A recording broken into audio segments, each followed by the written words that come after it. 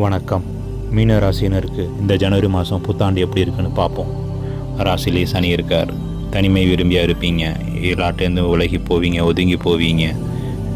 உங்களுக்கு மென்மையான உணர்ச்சி இருக்கும், இறக்க குணம் இருக்கும், வலுவான உள்ளுணர்வு இருக்கும், ஆன்மீகத்தில் நாட்டம் இருக்கும். மற்றவங்க என்ன நினைக்கிறாங்க, என்ன உணர்றாங்கங்கிறத உங்களால் எளிதில் உள்வாங்க முடியும். குடும்பத்துக்காக தியாகம் செய்ய தயங்க மாட்டீங்க. உங்களுக்கு சேவை, வழிகாட்டுதல், கற்பித்தல், குணப்படுத்துதல் மூலமாக பணம் வருமானம் நல்லாவே வரும். நிதி விஷயங்கள் குருட்டு நம்பிக்கையை தவிர்க்க வேண்டும். ஜாக்கிரதையாக இருக்க வேண்டும். அம்மாவோட ஒரு வலுவான உணர்ச்சி பிணைப்பு இருக்கும்.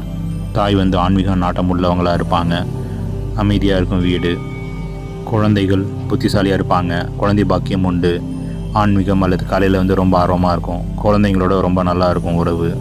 மாணவர்கள் கல்வியில் சிறந்து வழங்குவாங்க. நல்லாவே முன்னேற்றம் இருக்கும். கலை, மருத்துவம், ஆன்மீகம் எல்லாத்துலேயுமே நல்ல முன்னேற்றம் இருக்கும். ஆனால் படிப்பில் கவனம் மற்றும் ஒழுக்கம் ரொம்ப தேவை. உடல் நலம்னு பார்த்தா பிரச்சனைன்னு பார்த்தா தூக்கம் தான் டிஸ்டர்ப் ஆகிறதுக்கு வாய்ப்பு தெரியுது. செரிமானத்துலேயும் கொஞ்சம் குறைகள் ஏற்படலாம். பதட்டம் தவிர்க்க வேண்டும். தண்ணீர் பார்த்து நல்லாவே குடிங்க.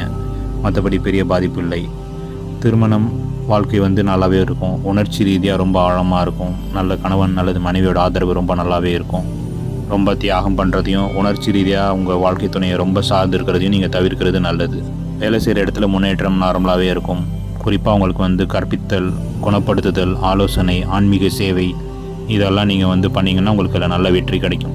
சேவை மூலமாக தான் உங்களுக்கு வெற்றி. அதனால் அது சம்மந்தமாக இருக்கிற துறையில் நீங்கள் இருந்தீங்கன்னா வெற்றி நிச்சயம். வேலை வாய்ப்புகள் நல்லாவே தெரியுது. கண்டிப்பாக நல்ல வேலைகள் எல்லாமே கிடைக்கும். தொழிலையும் நல்ல முன்னேற்றம் இருக்கும். நல்லாவே முன்னேறுவீங்க. நெறிமுறைகள் கரெக்டாக கவனித்து நீதி, நேர்மை, நியாயத்தோடு நடந்துக்கிறது எப்போவுமே வெற்றி தரும். ஏன்னா சனி பகவான் 7.5 போயிட்டு இருக்கிறதுனால நியாய தர்ம வழியில் தான் நீங்கள் நடப்பீங்க. இருந்தாலும் அதிலே நீங்கள் உறுதியாக இருக்கிறது நல்லது. அரசியல்வாதிகளுக்கு நல்லாவே இருக்குது. ஆனால் தலைவர்கள்லாம் சேவை மூலம் தான் நீங்கள் ஜெயிக்க முடியும், மரியாதையும் பெற முடியும். அதிகாரம் செலுத்தி உங்களால் ஜெயிக்க முடியாது. அதனால் இதை நீங்கள் கவனிச்சுக்கோங்க. மாதம் நல்லாவே லாபங்களும் நல்லாவே இருக்கும். நிறைய முன்னேற்றம் இருக்கும். அப்பாவோட உறவும் நல்லாயிருக்கும். அதே போல் செலவுகளும் கொஞ்சம் அதிகமாக இருக்கும். குரு பகவானை வழிபடுவது சிறப்பு. வியாழக்கிழமையில் மஞ்சள் நிற உணவுகள், கொண்டக்கடலை எல்லாம் தானம் செய்யுங்க. வியாழக்கிழமை பசுக்களுக்கு உணவளிக்கலாம். மற்றவங்களுக்கும் தானம் செய்கிறது நல்லது.